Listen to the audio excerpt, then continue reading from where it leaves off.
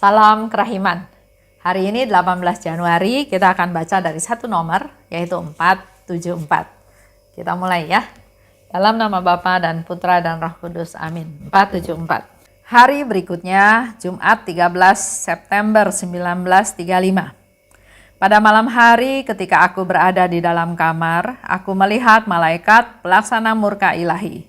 Ia mengenakan pakaian yang menyilaukan, wajahnya sangat cemerlang.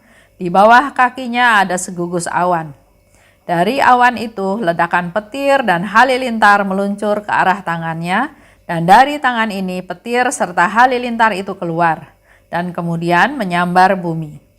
Ketika aku menyaksikan tanda murka ilahi yang siap menyambar bumi ini, dan khususnya suatu tempat tertentu, yang karena alasan-alasan yang tepat tidak dapat kusebut namanya, aku mulai memohon kepada malaikat itu untuk menangguhkannya sejenak, dan dunia akan menyesal. Tetapi permohonanku hampir tak ada artinya terhadap murka ilahi. Sesaat kemudian aku melihat Tritunggal yang Maha Kudus. Kuasa keagungannya menembus jiwaku dalam-dalam, dan aku tidak berani mengulangi permohonanku. Pada saat itu juga aku merasakan dalam jiwaku kuasa rahmat Yesus yang ada di dalam jiwaku. Ketika aku menyadari rahmat ini, serta-merta aku direnggut ke hadapan tahta Allah. Oh, betapa besarnya Tuhan dan Allah kita, dan betapa tidak terselami kekudusannya. Aku tidak akan mencoba melukiskan keagungan ini, sebab kelak kita semua akan melihat Dia seperti adanya. Aku mulai mengajukan pembelaan kepada Allah untuk dunia dengan kata-kata yang didengar dalam hati. 474. Itu terjadi Jumat 13 September 1935. Aku berada di dalam kamar. Jadi kembali lagi, Tuhan itu ada di mana-mana dan Tuhan bisa aja bercakap-cakap, berkata-kata pada kita di mana saja. Jadi kita harus selalu ada dalam posisi, dalam sikap yang selalu berjaga-jaga ya. Apakah di kebun, ya, di rumah kaca, apakah di ruang makan, apakah di ruang adorasi, apakah pada waktu perayaan Ekaristi, dan sekarang Suster Faustina katakan ketika aku ada di kamarku. Aku melihat malaikat pelaksana murka ilahi. Pakaiannya menyilaukan. Wajahnya sangat cemerlang. Di bawah kakinya ada segugus awan. Suster Faustina memberikan satu gambaran supaya kita juga bisa ikut membayangkan. Karena dia memberikan gambarannya dengan detail ya. Malaikat pakai baju cemerlang, di bawah kakinya ada segugus awan. Dari awan itu, ledakan petir dan halilintar meluncur ke arah tangannya. Jadi dari awan, keluarlah halilintar dan petir ke arah tangannya. Dan dari tangannya, petir halilintar meluncur menyambar bumi. Dari awan ke tangannya, dari tangannya, petir dan halilintar itu meluncur ke bumi. Ya. Itu tanda murka ilahi. Siap menyambar bumi ke tempat tertentu. Memang Suster Faustina tidak sebutkan ya dengan alasan tertentu dikatakan ya. Jadi tapi dalam penglihatan dia sangat jelas melihat bahwa petir dan halilintar itu menyambar bumi dan ke satu tempat.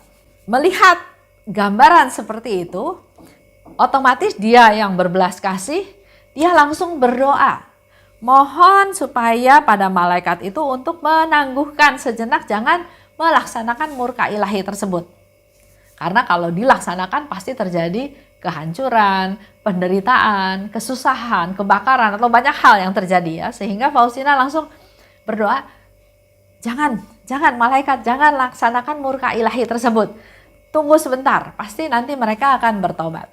Sama seperti cerita Abraham ya, waktu zaman dulu di Perjanjian Lama. Berusaha menahan, bernegosiasi dengan Tuhan supaya Tuhan jangan melaksanakan murka ilahi tersebut. Dikatakan oleh Suster Faustina, mohon untuk menangguhkan sejenak dan dunia akan menyesal. Itu harapan dia ya. Harapannya dengan menangguhkan, dengan berdoa, manusia menjadi menyesal dan bertobat. Tapi permohonan ini ternyata nggak ada kuasanya, nggak berarti apa-apa ya terhadap murka ilahi tersebut. Nggak mereda, nggak mengecil ya, tapi nggak seolah-olah permohonan tersebut tidak ada manfaatnya, tidak ada artinya. Sesaat kemudian, Suster Faustina melihat Tritunggal Maha Kudus. Kuasanya menembus jiwaku. Aku tidak berani mengulang permohonanku. Jadi dia melihat suatu tampilan gambaran murka ilahi. Pelaksana murka Allah akan melakukan pelaksanaannya dengan petir dan halilintar yang akan menyambar ke bumi. Tapi di samping itu, karena dia berdoa, dia mohon gak ditanggapi, dan tiba-tiba dia merasakan suatu suasana, situasi yang menembus jiwaku katanya ya. Dan dia gak berani mengulang lagi. Jadi ada satu suasana yang begitu sakral, suci, sampai dia gak berani ngomong lagi. Aku merasakan kuasa rahmat Yesus yang ada dalam jiwaku. Dan aku direnggut ke hadapan tahta Allah. Itu pengalaman yang dia alami dalam peristiwa tersebut. Melihat penampakan murka Allah, dia berdoa untuk kepentingan orang lain, bukan untuk kepentingan dia ya, untuk kepentingan orang-orang lain supaya dunia bertobat. Pasti Tuhan senang, sehingga selanjutnya Suster Faustina mengalami hal-hal yang luar biasa, direnggut ke hadapan tahta Allah. Dia bisa merasakan kuasa rahmat Tuhan. Dia bisa melihat Tritunggal Maha Kudus. Banyak hal-hal yang Tuhan berikan pada Suster Faustina. Dan di sana dia merasakan betapa besarnya Tuhan Allah kita. Betapa tidak terselaminya kekudusannya. Apa yang dialami oleh Suster Faustina sampai akhirnya Suster Faustina bisa mengambil satu kesimpulan di mana Allah itu begitu besar dan gak bisa terselami kekudusannya.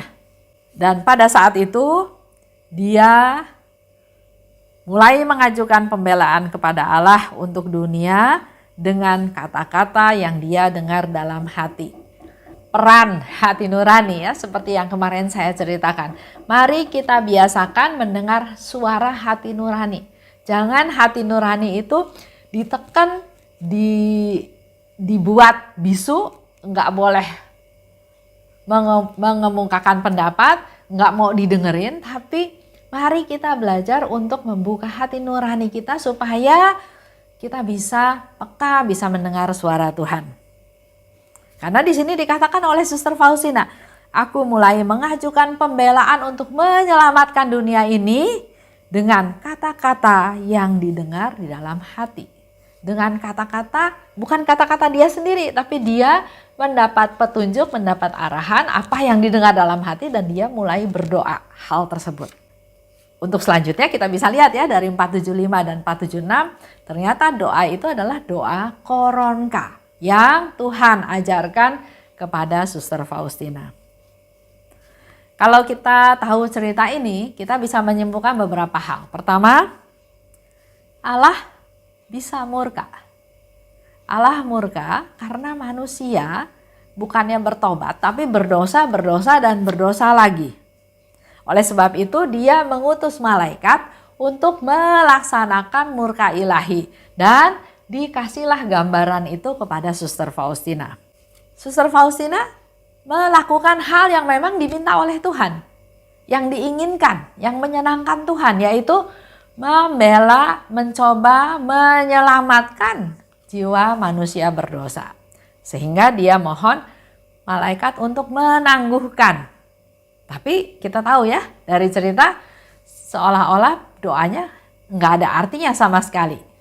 Tapi step berikutnya dia mengalami persatuan dengan Tuhan dan yang luar biasa dia mulai melakukan pembelaan lagi bukan dengan kata-katanya. Tapi dengan apa yang dia dengar dalam hati. Di sini kita mau lihat satu gambaran di mana walaupun Allah tahu manusia berdosa, tapi tetap Allah memberikan kesempatan pada kita manusia berdosa untuk bertobat. Jadi Allah datang memberi kuasanya dalam jiwanya Suster Faustina, bisa merasakan bahwa Allah itu peduli. Di satu pihak sebagai Allah yang adil, Allah menghukum manusia berdosa, tapi kerahimannya, sifat utamanya adalah kerahiman yang luar biasa, yang lebih besar, dan dia selalu memberi kesempatan kepada manusia untuk bertobat melalui Suster Faustina. Suster Faustina mengajukan pembelaan, tapi enggak digubris atau tidak ada artinya, tapi dengan doa yang didengar dari dalam hati, dan doa itu ternyata kan doa koronka yang diajarkan oleh Yesus. Dan dikatakan, disimpulkan bahwa doa koronka meredakan murka Allah, karena setelah mendengar kata-kata itu, malaikat itu seolah-olah kehilangan semangatnya, kehilangan kekuatannya untuk melaksanakan tugasnya. Itu aja yang kita mau renungkan hari ini. Kita tahu bahwa Tuhan selalu memberi kesempatan karena kerahimannya, karena kebaikannya, supaya manusia tidak jatuh dalam hukuman, tapi bertobat dan merasakan sukacita Tuhan. Kita tutup ya. Dalam nama Bapa dan Putra dan Roh Kudus. Amin. Allah Bapa yang Maha Baik, hari ini kembali kami Engkau ingatkan bahwa Engkau Allah yang Maha Rahim. Dan kerahiman-Mu itu tidak terselami, tidak ada batasnya. Yang kami terus-menerus boleh belajar tentang kerahiman-Mu. Bahkan melalui cerita hari ini Engkau sudah meminta malaikat untuk melaksanakan murka ilahi, tapi tidak langsung Engkau lakukan, tapi sebaliknya Engkau terus memberi kesempatan kepada manusia untuk bertobat, untuk berbalik, untuk memperbaiki diri. Dan itu semua Engkau lakukan melalui Suster Faustina, di mana Suster Faustina yang sungguh rindu untuk keselamatan banyak jiwa orang berdosa, dia selalu membuka hatinya padamu, sehingga dia juga bisa mendengar apa yang dibisikkan dalam hatinya, dan dia memakai doa tersebut sehingga murka Allah menjadi reda. Pakailah kami Tuhan untuk menjadi orang-orang yang mencintai doa koronka, supaya melalui doa koronka kami juga menjadi perpanjangan tangan-Mu Tuhan, menjadi alat-Mu Tuhan untuk berdoa buat mereka-mereka yang berdosa. Dan terutama kami juga berdoa untuk diri kami masing-masing, karena kami juga manusia yang tidak berdaya, manusia yang berdosa. Semoga melalui doa koronka yang kami daraskan setiap hari, sehari lepas sehari, Engkau ubah kami Tuhan. Engkau buat kami menjadi lebih peka lagi, dan mampu mendengarkan suara-Mu. Kemuliaan kepada Bapa dan Putra dan Roh Kudus, seperti pada permulaan, sekarang, selalu, dan sepanjang segala abad. Amin. Dalam nama Bapa dan Putra dan Roh Kudus. Amin. Salam kerahiman.